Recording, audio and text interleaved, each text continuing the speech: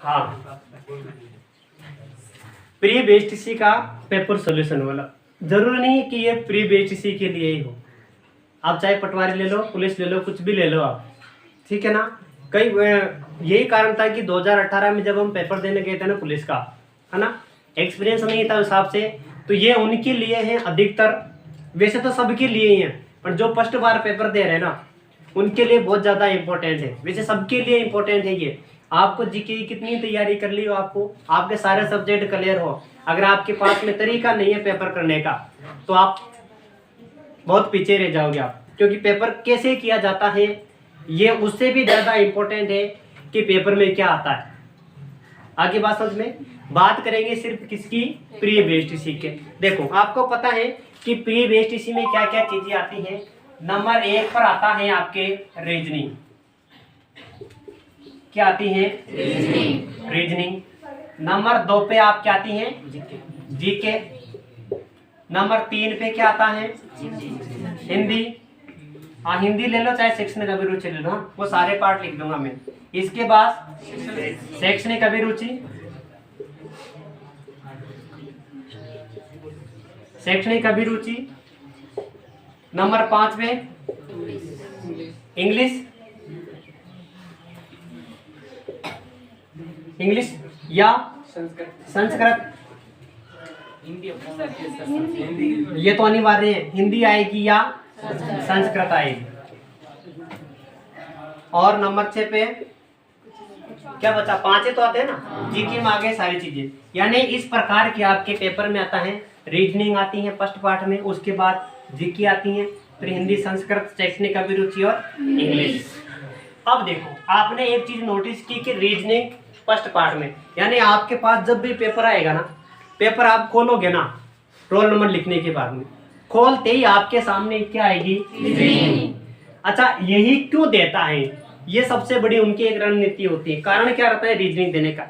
कारण ये रहता है क्योंकि बच्चे क्या सोचने लग जाते हैं कि यार जीके से ज्यादा अपन को रीजनिंग आने लगे, ठीक है ना। और पहली बार जब बच्चे देने जाता है ना एग्जाम, तो उनके दिमाग में ये नहीं रहता कि इसको छोड़कर दूसरा कर ले। जो पेपर खुलता है ना वहीं से शुरू होता जाता है, वो समझ में आ गई बात। पेपर खोला वहीं से उसने पेपर करना शुरू कर देता है। इसका टाइम कितना रहता है? 3 घंटे। टाइम कितना रहता है? 3 घंटे, यानी 3 आवर्स इसका टाइम रहता है कुल। 2 बजे से 5 बजे तक का टाइम अधिकतर यही रहता है, 2 बजे से 5 बजे तक का। यानी इस 3 घंटे में आपके पास प्रश्न कितने आएंगे कुल? 200। कितने क्वेश्चन आते हैं? 200। एक क्वेश्चन कितने नंबर का? 1 नंबर का। तो 200 क्वेश्चन आएंगे आपके पास 600 नंबर के। यानी कहने का मतलब यही सीधा सा कि एक क्वेश्चन के 3 नंबर। आगे बात समझ में। अब ये रीजनिंग आ गई, आपने रीजनिंग करना शुरू कर दिया माना कि, तो उनका एक प्लान होता है, क्योंकि सरकार तो खुद ही नचाओते नौकरी लग, वो यही चाहेंगे जितने कम बच्चे पास हो उतना ही अच्छा है, क्योंकि फॉर्म भरेंगे बहुत सारे लेने, तब 18, 20, 22 हज़ार ही है प्री बीएसटीसी में।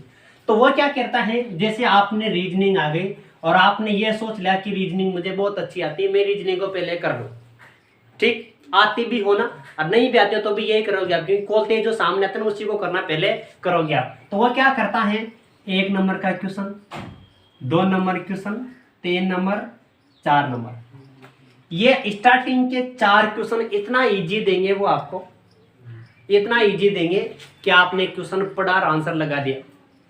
फिर आपने क्वेश्चन पढ़ा अगला वाला, जैसे दिशा का दे दिया, कोई व्यक्ति उत्तर में जा रहा है, अगर वो दाएं घूमेगा तो किधर जाएगा? पूर्व में जाएगा। दाएं घूमेगा तो पूर्व में जाएगा। आपके मजा आ गया और रीजनिंग आने लग गई। फिर दूसरा क्या, वो उसके भाई का पिता रिश्ता का आ गया, आपने कथा कर दिया आपने। उसके बाद फिर पासा का पूछ लिया, मानक पासा क्या होता है वो होता है, फिर आपने वो भी कर लिया। यानी ये पहला कर लिया, दूसरा कर लिया, तीसरा कर लिया, चौथा कर लिया। 4 प्रश्न करने के बाद में आपको इतना जोश आ जाएगा कि फिर आपको बाकी चीज दिखेगी नहीं, क्या मुझे रीजनिंग ही करनी है। आगे बात में 4 प्रश्नों से आप रीजनिंग में घुल जाओगे, अच्छे से घुल मिल जाओगे ना, फिर आप रीजनिंग को छोड़ोगे नहीं कि मुझे करना ही है। और अगला 5वां जो क्वेश्चन आएगा ना, वो क्वेश्चन आपका लगभग 10 से 15 मिनट वेस्ट कर देगा आपका। माना कि उसने जोड़ दे दिया आपके पास में ये वाला क्वेश्चन, लुप्त संख्या ज्ञात करो, आ रही बात समझ में, 27 दे दिया, 26 दे दिया, 3 दे दिया। अब यहाँ क्या आएगा? अब ये ऐसे क्वेश्चन है, अगर आएंगे ना आपको, आएंगे ना तो मुश्किल से 10 या 15 सेकंड या 5 सेकंड में आ जाएगा कि यहाँ आएगा। और नहीं आएगा ना तो आपको पता नहीं चलेगा कि मैंने इसमें कितना टाइम वेस्ट कर दिया। आप छोड़ोगे भी नहीं, क्यों? क्योंकि आपने 4 क्वेश्चन आपको अच्छे से आ गया, आपको बहुत अच्छे लगने लग गई ये रीजनिंग। फिर अब आपने माना कि ये प्रश्न कर भी लिया और आपके उसने कितने मिनट लगा दिए? 10 या 15 मिनट। तो आप ये सोचोगे कि यार प्रश्न तो आ गया ना, लेकिन इंपॉर्टेंट क्या है? टाइम। समझ गया आप? टाइम। अगला क्वेश्चन वो देगा आपको 7 छठा और 7वां, वो बहुत आसान दे देगा। फिर अगला जो क्वेश्चन आएगा ना वो आपके 20 मिनट ले जाएगा। कितने मिनट? 20 मिनट। कैसे? वो दे देगा आपके 0, 1, 2.3, 7, फिर आगे से क्रम से चलोगे और वो आगे लिख लेगा कि यहाँ क्या आएगा। श्रेणी क्रम क्या आते हैं ना, सीरीज, उसके प्रश्न। अब लगाओ दिमाग भाई साहब, कैसे हो रहा है कि 0 में 1 प्लस क्या तो 1 आ गया, 1 में फिर 1.3 प्लस क्या तो ये आ गया। अब यहाँ तक तो आगे आपको आगे घोड़ोगे दिमाग। फिर सोचो आप, फिर प्लस माइनस गुणा भाग सारी चीजें चलती हैं इसमें गुणा भी करना पड़ता है, जोड़ना भी पड़ता है, माइनस भी करना पड़ता है, भाग भी करना पड़ता है, सारी चीजें सारी संक्रियाएं इसमें होती हैं श्रेणी क्रम में। अब आप फंस गए यहाँ तक।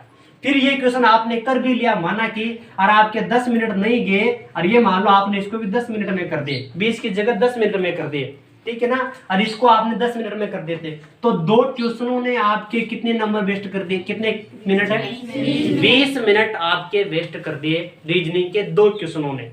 आपने माना कि आपने कर लिया कि आपने 8 तक कर लिया। कितने क्वेश्चन कर लिए? 8 क्वेश्चन कर लिए और 8 क्वेश्चन में से 20 मिनट इन 2 क्वेश्चनों ने लगा दिए, ठीक है ना। तो 5 मिनट तो 6 क्वेश्चन भी लगा होगा, 5 तो 6 भी लगा होगा, आसान भी होगा तो भी 6 तो लगा होगा, क्योंकि एक क्वेश्चन को आप 2 बार पढ़ोगे कम से कम। तो कितने मतलब 8 क्वेश्चन में कितना टाइम लगा दिया आपने? 25 मिनट, ठीक है ना। अब प्रश्न कितने आते हैं? 50। रीजनिंग में कितने आते हैं? 50। 25 मिनट में आपने कितने क्वेश्चन किए? 8। इसी हिसाब से आप 50 क्वेश्चन करने में कितना समय लगा दोगे? पता ही अंदाजा नहीं लगा सकते आप। आगे बात समझ में। आपने माना कि ये कर लो कि आपने 10 मिनट लगा, 10 क्वेश्चनों में 30 मिनट लगा दिए, यानी आपने 30 मिनट में कितने क्वेश्चन किए? 10, ठीक है ना। अगले 10 क्वेश्चन करने में 30 मिनट और लगाओगे, यानी 1 घंटे में 20%, तो 2 घंटे में 40%। फिर अगले 10 क्वेश्चन में 30 मिनट और, तो यानी 2.5 घंटे में 2.5 घंटे हो गए पूरे। 2.5 घंटे में आपने कितना किया? 50 क्वेश्चन टोटल कितने आते हैं? 200। अभी कितने बचे? 150। तब टाइम कितना बचा? आधा घंटा। टाइम कितना बचा? केवल। यही कारण है कि पिछले बैच के जो स्टूडेंट थे ना, उनमें से एक बंदा है, नाम नहीं बताऊंगा, उसने केवल रीजनिंग में 2 घंटे लगा दिए। रीजनिंग में 2 घंटे लगा दिए, 50 क्वेश्चन करने में उसने 2 घंटे लगा दिए। अगले 150 क्वेश्चन करने के लिए उसके पास केवल 1 घंटा बचा था। कितना बचा था? 1 घंटा बचा था। तो अब आपके दिमाग में ये आ रही है कि सर क्या करें, करना क्या है? अब आपको पता लग ही गया। रीजनिंग टोटल टाइम को बहुत ज्यादा वेस्ट करती है। वो आएंगे तो सही आपको, लेकिन वो टाइम को बहुत ज्यादा डिस्टर्ब करती हैं, क्योंकि आप छोड़ भी नहीं सकते। 4 पहले कर ले तो अगला और करोगे आप। इस हिसाब से बहुत ज्यादा समय में आप कम क्वेश्चन कर रहे हो रीजनिंग। आगे बात समझे। दूसरी बात है कि किसी की प्रश्न को आप केवल पढ़कर टिक नहीं लगाओगे कि इसका आंसर ये है। आगे बात समझे। तो क्या करें सर?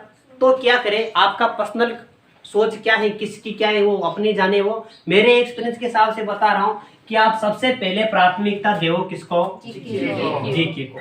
सर जीके को क्यों दे? कारण सुनो। जीके को इसलिए प्राथमिकता दो क्योंकि जीके के क्वेश्चन में टाइम नहीं लगेगा। जीके के क्वेश्चन में टाइम नहीं लगेगा। कैसे नहीं लगेगा? जैसे आपके पास प्रश्न आ गया जीके का कि महाराणा प्रताप का जन्म हुआ था, तो आपने प्रश्न पढ़ा ना, उसी में आपके सामने आपके दिमाग में उतरा गया कि 9 मई 1540 को। तो आप ऑप्शन में केवल 9 मई 1540 ही ढूंढोगे आप। आगे बात समझ में। और आपने क्वेश्चन पढ़ा और आपके जट से नजर पड़ गई कि ये ऑप्शन सी में है कि 1540 में महाराणा प्रताप का जन्म हुआ था, तो आप सीधा सा ऑप्शन सी को टिक कर दोगे आप। ठीक, अगला क्वेश्चन आपके सामने आ गया कि हल्दीघाटी का युद्ध कब हुआ था, तो आपको दिमाग पहले से पता है कि 1576 में, ऑप्शन डी में है, ये लगा दिया। ठीक, जयपुर किसने बसाया था, आपको पता है सवाई जयसिंह ने, तो आप सीधा सा सवाई जयसिंह पे टिक लगाओगे। ऑप्शन अगर माना कि सी में सवाई जयसिंह है ना, तो फिर आप न तो ए देखोगे, न बी देखोगे, न डी देखोगे, आपको क्या देखना है, सिर्फ सवाई जयसिंह। अब देखो कितना टाइम लग रहा है, केवल क्वेश्चन को पढ़ने का टाइम लग रहा है, टाइम केवल क्वेश्चन को पढ़ने का लग रहा है। आप इसी हिसाब से आप अब ये क्वेश्चन को करने में ये मान लो मुश्किल से 10 या 15 सेकंड का समय लग रहा है। क्वेश्चन को पढ़ने में 10 या 15 मिनट 15 सेकंड का समय लग रहा है। क्वेश्चन पढ़ते ही आपके पास आंसर आ गया। ठीक है ना। राजस्थान में 1857 में क्रांति की शुरुआत हुई थी, आपको पता है, नसीराबाद से। अब आप 4 ऑप्शन थोड़ी देखोगे, आप टाइम तो केवल क्वेश्चन पढ़ने का है लगाना। इस क्वेश्चन को पढ़ने में मुश्किल से 6 या 7 सेकंड लगेंगे आपके, इतना लगेगा ना। यानी अब आप देख सकते हो कि रीजनिंग में जितना टाइम लग रहा था ना, उससे कई गुना कम समय लग रहा है जीके। तो आप इधर देखो, इस हिसाब से आप करोगे ना, तो ये मान लो मुश्किल से 15 या 20 मिनट मान लो खींच कर आप टोटल 50% कर दोगे जीके के। 15 मिनट खींच के बताया मैंने, 15 से 20 तो बहुत ज्यादा हो गए, 20 अधिक से अधिक 20 मिनट और कम से कम 15 मिनट, यानी 15 से 20 मिनट में आपने कितने क्वेश्चन कर दिए, क्योंकि उसमें दिमाग लगाना नहीं है। रीजनिंग में तो संक्रिया करनी पड़ेगी आपको। आपको क्वेश्चन आ रहा हो तो भी ठीक, नहीं आ रहा तो भी ठीक, आपको कुछ ना कुछ तो करना ही पड़ेगा, ये पक्का है ना। जीके के साथ ऐसा कुछ नहीं करोगे, हल्दीघाटी की थोड़ी करोगे आप वहां पर कि कैसा क्या हुआ था, फिर बताओ कौन जीता है, रिजल्ट निकालो, ऐसा थोड़ी करोगे आप तो क्वेश्चन पढ़ोगे आप। दूसरी बात, रीजनिंग के क्वेश्चन को आप तब छोड़ोगे जब आपके हाथ ऊपर हो जाएंगे, भाई अब तो आओ को नहीं आप, तब आप रीजनिंग का क्वेश्चन छोड़ोगे आप, ठीक है ना। जीके के क्वेश्चन आपको नहीं आ रहा तो आप फटाफट से छोड़ दोगे आप। आगे बात समझ में, आपको पूछ ले, कुछ भी पूछ ले, आपको नहीं आ रहा तो आप छोड़ दोगे आप उसके साथ गुलमिल नहीं करोगे आप कि 4 ऑप्शन में से 3 को चेक करोगे आप, फिर चौथा लगाओगे आप, ऐसा नहीं करोगे। जब आपको आ ही नहीं रहा तो आप क्या दिमाग लगाओगे। रीजनिंग में यह है कि आपको करने के बाद उत्तर मिलता है, क्वेश्चन को सोल्व करने के बाद उत्तर मिलता है, इसलिए आप सोल्व करोगे आप, फिर आपको उत्तर मिले या ना मिले। अरे बात समझ में, तो आपका टाइम तो लग गया ना उस प्रश्न में, सोल्व करने में टाइम तो लग गया ना, यहाँ कुछ भी नहीं लग रहा। तो देखो आप, माना कि आपने लगा दिए कि 20 मिनट में कितने क्वेश्चन कर दिए, 50। अब क्वेश्चन कितने बचे, 150। टाइम कितना बच रहा है, 2 घंटे 40 मिनट, 2 घंटे और 40 मिनट का समय बच रहा है कितने क्वेश्चन करने के लिए, 150। यानी आपने फर्स्ट प्राथमिकता मेरे अनुसार किसको दी है, जीके। समझ रहे आप, पहले प्राथमिकता किसको देनी है, जीके को। उसके बाद क्या करें सर, उसके बाद आप सीधा सा आ जाओ यहाँ हिंदी या संस्कृत में। अभी इसके हाथ नहीं लगाया है, ठीक है ना। बाद में किस में आ जाओ, हिंदी या संस्कृत। हिंदी में क्यों आए सर, कारण सुनो। इसमें भी तो आ सकते हैं, शैक्षणिक अभिरुचि में नहीं आ सकते, नहीं आना है, आ तो सकते हो लेकिन आना नहीं है। कारण क्या है सुनो, शैक्षणिक अभिरुचि क्या आपने क्वेश्चन किए घर पे, ऐसा टॉपिक है जीके में, इन सब में इसमें आपको क्वेश्चन भी पढ़ना पड़ेगा और क्वेश्चन भी आपको एक लाइन का नहीं मिलेगा, 2 या 3 लाइनों का क्वेश्चन मिलेगा। सारे क्वेश्चन बहुत एरियर कंडीशन में मिलेगा, 1 लाइन का क्वेश्चन, तो आपको 3 या 4 लाइनें तो क्वेश्चन की पढ़नी पड़ेगी, ठीक। उसके बाद 4 ऑप्शन पढ़ने पड़ेंगे, क्योंकि उसमें से जो ज्यादा सही है ना वो लगाना है अपन को, ये होता है। इसमें देखो शैक्षणिक अभिरुचि में 1 ऑप्शन, 2 ऑप्शन, 3 ऑप्शन और 4 ऑप्शन, ठीक है ना। 1 आप लगाओगे 3 आएंगे, उससे कम का सही लगाओगे 2 आएंगे, उससे कम सही लगाएंगे 1 आएंगे, सबसे कम लगाएंगे तो 0 आएंगे। इस हिसाब से आपको चारों के चारों ऑप्शन पढ़ना है। आप तो एक तो चाट ही लोगे भाई, ये तो आ ही नहीं सकता, एक तो आप चाट दोगे, बाकी बचे 3। अब इन 3 को आपको बहुत गहराई से पढ़ना पड़ेगा, तब आप रिजल्ट निकालोगे कि 3 में से ज्यादा सही कौन सा है। आगे बात सुन में, ज्यादा सही कौन सा है। इसका मतलब ये है कि शैक्षणिक अभिरुचि में आपको 4 या 5 लाइनें तो प्रश्न की पढ़नी पड़ेगी, और 3-3 लाइनें भी आएंगी ना, 3-3 लाइनें भी आएगी ना, तो भी 3 की पढ़ोगे तो भी कम से कम 10 या 12 लाइनें आपको इनकी पढ़नी पड़ेगी। आगे बात समझ में, यानी कम से कम 15 या 20 लाइनें हो जाएगी आपको एक क्वेश्चन करने में। आ रही बात समझ में? तो क्या करें सर? तो ऐसा करो, शैक्षणिक अभिरुचि से पहले आप प्राथमिकता दो हिंदी को। किसको दो? हिंदी को। हिंदी या संस्कृत को। सर इसको ही क्यों? क्योंकि इसमें क्वेश्चन की लाइन कम होती है, कम समय में आप पढ़ सकते हो। जहां यहाँ आप एक क्वेश्चन पढ़ने में जितना समय लगा रहता ना, उतने समय में आप इसके 3 या 4 क्वेश्चन पढ़ लोगे। आप 4 लाइनें इसकी पढ़ोगे ना, उससे बढ़िया एक लाइन के 4 क्वेश्चन पढ़ लोगे आप जीके के और शैक्षणिक अभिरुचि हिंदी के। कैसे सर? आपके सामने सीधा सा आ जाएगा कि रमेश में कौन सी संधि है, आपको पता है, समझ गए ना?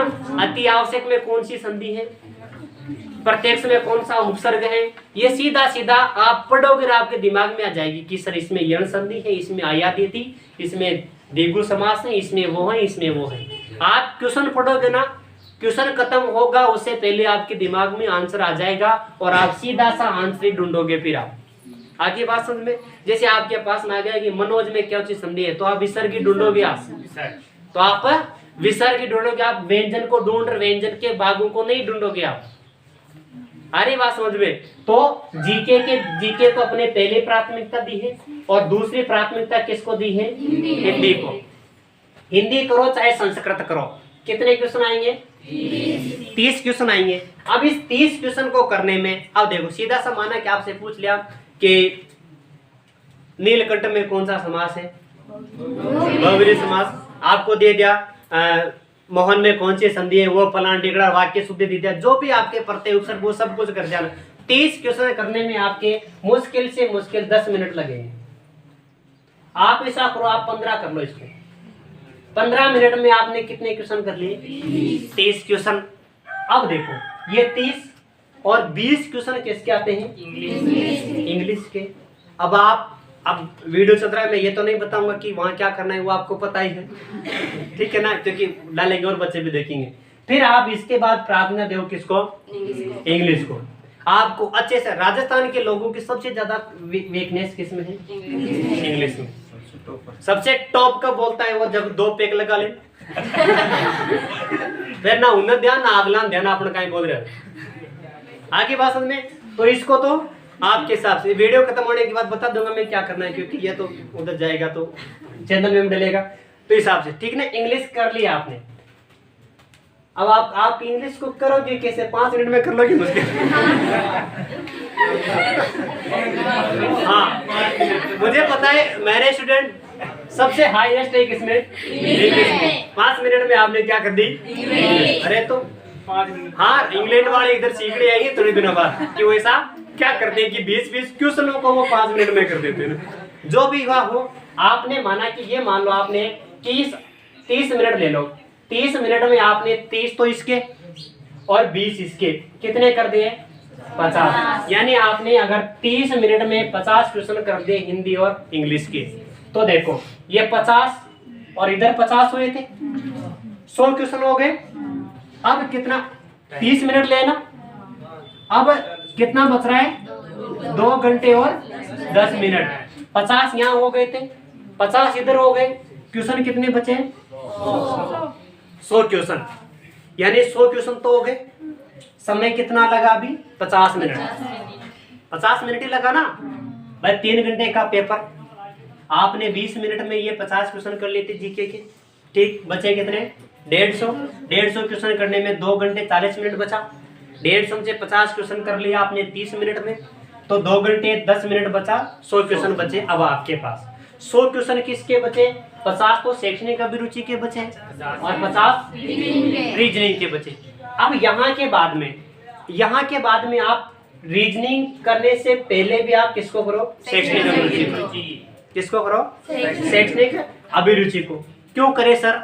इसलिए करे क्योंकि इसमें गलत होने का चांस नहीं है। नंबर तो आएगा ही आएगा साहब, कुछ भी कर ले, चाहे 3 नहीं आएगा तो 2 आएगा, 2 नहीं आएगा तो 1 आएगा, पर आएगा तो सही। 0 तो एरर कंडीशन में आता है, 2-4 क्वेश्चन में तो आएंगे 0, कुछ भी कर लेना आप, क्योंकि बात समझ में नहीं आएगी वहाँ। साइकोलॉजी चलती है। और आपका जितना ज्यादा ब्रेन काम करेगा उस हिसाब से आप उतना ज्यादा लगाते जाओगे। आप टाइम में तो देखो ना 2 घंटे 10 मिनट है। आप 50 क्वेश्चन करने में अगर आपने ये मान लो कितने लगा दिए, ये 50 क्वेश्चन करने में अगर आपने 1 घंटा भी लगा दिया ना, 1 घंटा भी, तो भी आपके पास में 1 घंटा 10 मिनट बच रहे हैं। 1 घंटा 10 मिनट नहीं लगेगा 1 घंटा, तो मैंने बहुत ज्यादा बता दिए। क्योंकि कई क्वेश्चन तो सीधा सा आपको क्वेश्चन पढ़ा और आप एक ऑप्शन पढ़ोगे ना, उसी में पता लग जाए, क्योंकि इससे ज्यादा सही तो हो ही नहीं सकता। जैसे माना कि कोई बच्चा रो रहा है, आपके पास क्वेश्चन आ गया कि एक बच्चा रो रहा है, आपको उसको चुप कराना है। एक ऑप्शन है आपके पास कि 2 जापट मारो पकड़। लगाओगे क्या? नहीं। ये लगाओगे तो 0 आओगा। बचे कितने? 3। पहला ये लगाएंगे कि उसको बिस्किट देंगे, हाँ बिस्किट देने से भी चुप होता है बच्चा, ठीक। दूसरा, उसको गाड़ी में बिठाकर घुमाने ले जाएंगे, इससे भी चुप होता है बच्चा। तीसरा, उसको माँ के पास ले जाएंगे, कौन सा लगाओगे? उसको। बाकी नंबर और भी मिल रहा है, बिस्किट दोगे तो चुप हो जाएगा वो, तो आपको 2 नंबर मिलेंगे कि कुछ खाने को दे रहा है, ठीक है ना। गाड़ी में बैठकर घुमाने ले जाऊंगा, उन्हें भूख ही लाग रही हो तो कड़ा ठीक घुमा लाओगे, 1 नंबर मिलेगा। चुप तो हो रहा है ना। सबसे ज्यादा 3 में आपने सीधा सा पढ़ लिया कि उसको उसकी माँ के पास ले जाएंगे, तो सबसे ज्यादा सही यही है, तो आप दूसरा लगाओगे ही नहीं। तो आपने क्वेश्चन पढ़ा रहे, एक आपने कोई सा भी ऑप्शन पढ़ा, वो आपको सबसे ज्यादा सही लगाना, आपने वो लगा दिया, बाकी 3 को आप पढ़ोगे ही नहीं। आगे बात समझ में? चलो, उसके बाद अब क्या बचा? रीजनिंग बची। अब आपके पास जो भी टाइम बच रहा है ना, 1.5 घंटा, 1 घंटा, 1.25 घंटा, वो सारे के सारे आप आराम से किसको करना? रीजनिंग को करना। फिर बाकी उठाकर देख रहे हैं, नहीं है मार्क्स से पूछना है, मार्क्स साहब के बजे बताएंगे वो 3 बार। ये घबराना नहीं है कि सर मैं तो टाइम क्या पता नहीं लगा। जिनकी भी ड्यूटी लगती है ना, उनसे पूछ लिया करो कि सर एक बार समय बता दो।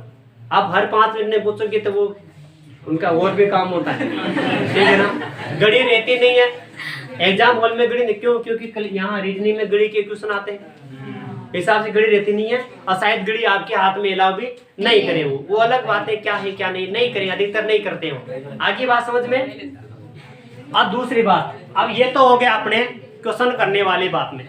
अब 5 मिनट में मैं ये बता दूं कि सिर्फ ओएमआर शीट में क्या करना है।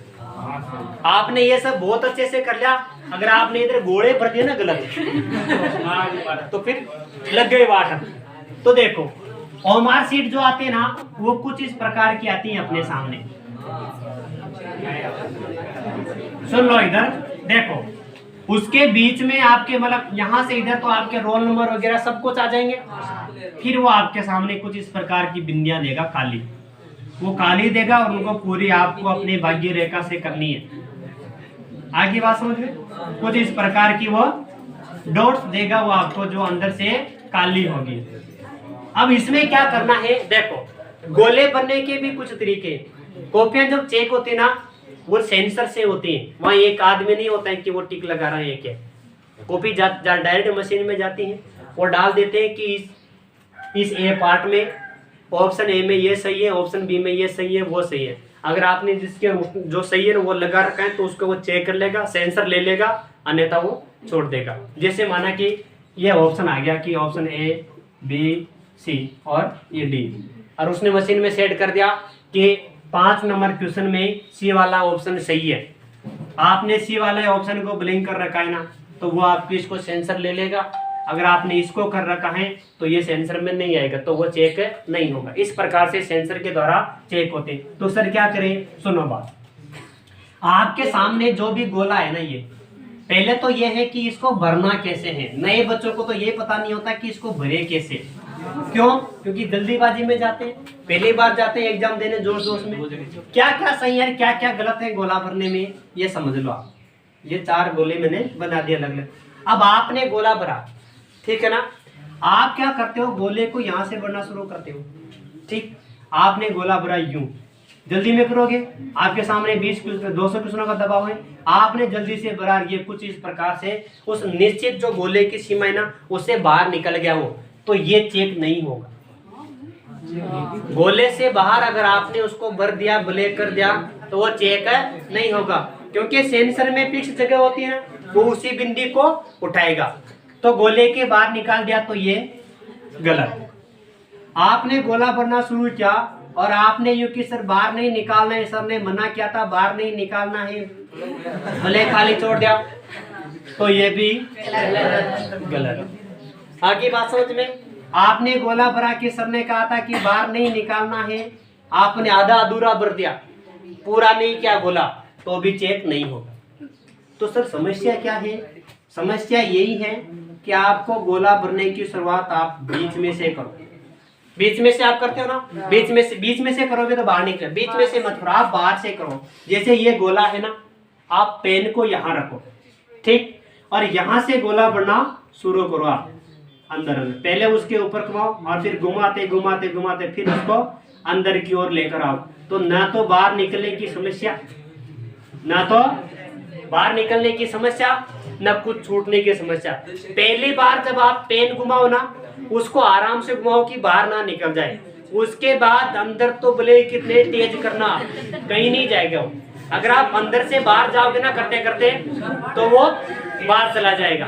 नहीं, फाड़ना तो नहीं है क्या? कॉपी को फाड़ना नहीं है, मतलब वो क्या जल्दी रहती ना, उस हिसाब से। समझ गए आप बात? यानी आपको बाहर से लगाना है और अंदर की तरफ आना है। अब देखो, अब क्या करना है, सुनो बात। अब ये करना है आपको कि इसको कैसे भरना है। सुनो बात। अब देखो, आपके पास नाना की पेपर में ये दे रखे हैं 1 2 3 4 5 6, ये आपके सामने कुछ नंबर से दे रखे हैं क्वेश्चन के। कैसे करना है सर? देखो, दो बातें होती हैं। एक तो ये भरते समय सबसे ज्यादा ध्यान रखना है, अगर आपने ये सही लगाया, एक क्वेश्चन नंबर ए है, अगर इसमें बी वाला सही है और आपने 4 आते नहीं, बी वाला सही है, अगर आपने ये कर दिया ना तो भी गलत। दूसरी बात, आपने ए में लगाया बी, आप गोला भर रहे हो, ये 1 नंबर का, ये 2 नंबर का, ये 3 का, ये 4 का, ये 5 का। अगर आपने लगाया कि 2 में बी सही है और अगर आपने बी यहाँ लगा दिया ना, तो भी खत्म। तो क्या करे सर? तो ऐसा करो, या तो 7 के साथ भर दो, या तो 7 के साथ भर दो। कई लोग क्या करते हैं कि जैसे माना कि 20% या 30% के अपने टिक लगा दिए, 30% के टिक लगा दिए, अब का 30 को भर लो एक साथ। आपको बहुत अच्छा एक्सपीरियंस है तो कोई बात नहीं है, लेकिन अगर आपने एक बार भी क्रम गलत कर दिया ना, तो वो 20 के 20 गलत होंगे। कैसे? सुनो, इसमें सी सही था, इसमें बी सही है, इसमें डी सही है, इसमें ए सही है, इसमें बी सही है। अगर आपने गलत कर दिया, आपने पहले ही जो ए में जो सी भरना था ना, उसको कहां भर दिया? यहां भर दिया, सी भर दिया। ये बी भरना था दूसरे में, आपने बी भर दिया तीसरे में, ठीक है ना? फिर ये जो क्रम चलता है ना, फिर जो तीसरे में सही था ना, उसको आप चौथे में भरोगे, जो चौथे में सही था उसको 5 में भरोगे, जो 5 में सही था उसको आप 6 में भरोगे, क्योंकि आपका क्रम टूट गया है। आपका कर्म टूट गया है। तो नीचे आने के बाद सपट बैठा हुआ तेरे को पता सही न हो, वहां रबर नहीं हो जो मैंने मिटार कर दिया वहां, समझ गया ना बेरोड़ा? ये नीचे आने के बाद फिर गई काम से। तो क्या करे सर? तो देखो, सबसे ज्यादा यही रखना आप तो कि आपने ए लगाया, ए को भर दो, कुछ भी समय नहीं लगेगा, मुश्किल से 3 या 4 सेकंड मान लो, 5 सेकंड मान लो खींच कर। आपने इसमें लगाया कि ए में सी सही है, आप हैंड टू हैंड सी भर दो। आप या तो ये कर लो, या आप 5-5 में कर लो, आप कि आप पहले 5 क्वेश्चन कर लो और 5 क्वेश्चन की ए में सी सही है, ये सी भर दिया, बी सही है, ये भर दिया। 5 से ज्यादा मत जाना, 5 से ज्यादा चले जाओगे तो क्रम वाली गलती हो जाएगी। आगे बात समझ में? जो लगाया ना उसको 7 के साथ लगा दो आप, समझ गए आप बात? दूसरी बात, ये जो रोल नंबर वगैरह भरते हो ना, ये भी आपके गोले में करना पड़ेगा आपको ना। तो ये चीज अगर आपको भरनी आती है तो ठीक, नहीं भरनी आती है तो खाली छोड़ दो आप। जो भी मास्टर चेक करनी आई ना, उससे कह देना कि सर ये बता दो आप कितनी मेहनत आपने कर ली हो रात दिन। अगर आपने उधर गलती कर दी ना तो फिर गए काम से, क्योंकि रोल नंबर फिर सेंसर से चेक होंगे ना, तो जहां आपको 8 वाला करना था ना, आपने 7 वाला कर दिया तो वो किसी दूसरे के साथ मैच कर देगा, तो फिर आपका एग्जाम या आपकी कॉपी चेक नहीं हो गया। केवल अगर आपने गलती रोल नंबर भरने में भी कर दी तो जिसकी भी ड्यूटी लगती है, जो भी गुरुजी की ड्यूटी लगती है, आप उनसे पूछना कि सर पहला पेपर है, बताएंगे वो आपको। उनकी प्राथमिकता भी है, उनका दायित्व भी बनता है कि किसी भी बच्चे की कुछ भी समस्या आती है तो आपको बताएं। और इतने खराब भी नहीं आते, बहुत अच्छे आते हैं, वो आपकी फुल हेल्प करेंगे। बस बशर्ते आप उनसे क्वेश्चन मत करना ना कि सर इसमें बता समझे ना बात में। हाँ, वो आपके पास में आए कि बेटा इसको ये भर ले, इस यहाँ पे रोल नंबर लिख दे, तू कहते कि सर ये भी बता जाओ ऐसा नहीं करना है। वो आपकी हेल्प करने आएंगे सिर्फ रोल नंबर वगैरह भरने में, गोले भरने में नहीं आएंगे वो आपकी हेल्प करने। आगे बात, हाँ समझ गए आप? आपको क्या करना है, जिस प्रकार की जो प्रक्रिया आपको बताई है ना उसी प्रकार से करनी है। ये वीडियो में ग्रुप में डाल दूंगा, पेपर देंगे ना आप, उसके 2 दिन पहले या 3 दिन पहले बता दूंगा, आप उसको और आराम से देख लेना। ध्यान रखना, आप जो भी बताए ना उस हिसाब से ही करने की कोशिश करना। उससे भी ज्यादा आपको एक्सपीरियंस हो तो आपका दिमाग लगा लेना वहाँ पर। अगर आप एक जगह भी चूक गए ना, 1 नंबर पे भी, मैंने पहले बताया था कि आपने एक क्वेश्चन की भी गलती कर देना तो मतलब 3 नंबर गए। और इस 3 नंबर से पहले वाले बच्चों के कई उदाहरण है मेरे पास जो केवल 1 नंबर से रह रहे। कितने नंबर से? 1 नंबर से। सोचो उनको जब रिजल्ट आया होगा, जब कट ऑफ गई होगी ना 1 नंबर की, उनके दिमाग में क्या आया होगा कि मैंने ऐसा क्या किया था। और वो वही बच्चे हैं उन्होंने जिन्होंने लास्ट दिन क्लास ज्वाइन नहीं किया था, जिस दिन ये बताया था वो नहीं आए थे। वो ये कि कर लेंगे अपने हिसाब से, तो एक्स्ट्रा दिमाग नहीं लगाना है, जो जो बताया ना उस हिसाब से करना है। और विश्वास करना आपके ऊपर, खुद के ऊपर कि आपसे बेस्ट तैयारी यहाँ किसी की भी नहीं, खुद के ऊपर। मैंने जो पढ़ा है, जिस हिसाब से पढ़ा है ना वो बेस्ट पढ़ा है। आगे बात समझ में, जब जब खुद की तुलना दूसरे से करोगे ना तब तक अपना खुद छोटा ही नजर आएगा।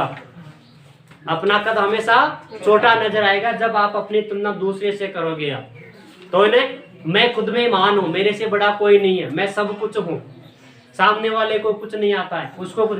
आप एग्जाम हॉल में गए, आप लगभग 50 बच्चे वहां बैठे हैं, आपने ये सोच लिया यार इन्हें कड़ा खतरा आता होगा कायदन यो पर्सन इन्हें 4% ज्यादा ही आता होगा, तो फिर आपने खाई भी आ रहे हो, कब नहीं आ रहे हो, बस आपने गलत हो सही हो तो नहीं। जो अपन कर रहे हैं वो बेस्ट कर रहे हैं, अपन से बेस्ट कोई नहीं कर रहा। एग्जाम हॉल में बैठे दिमाग सबसे पहले तो ये ले आना कि यहाँ पर जितने बैठे ना यहाँ का ना इनको कुछ नहीं आता, ये तो यूं आई भीड़ बनाने। अपन सर्वश्रेष्ठ, समझ गए आप बात? अपन जो कर रहे हैं, जो लगा रहे हैं वो इन सबके गलत है, जो इन सबके गलत है। अपन I am the best, I am the best. और यही सोच के साथ में पेपर करना शुरू कर लेना। देव जी जो भी नॉलेज ले और लग जाए, ठीक है। बस ये चीजें आप इसका ध्यान रखना। बंद कर दे, गुनगुन बंद कर दे। समझ में आ गई बात में? ये गलतियां नहीं करने। पहले प्राथमिकता किसको देनी है?